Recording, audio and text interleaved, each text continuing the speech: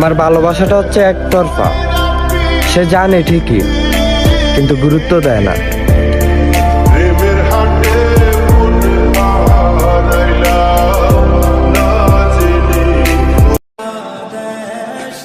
তোমাকে আমার করে পাওয়ার স্বপ্নটা শুধু আয়নার মতো ছিল।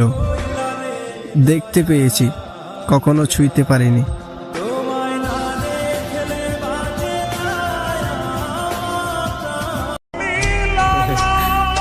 নিজের খুব অসহায় মনে হয়। স্বার্থের এই পৃথিবীতে একটা মানুষও আমার আপন নয়।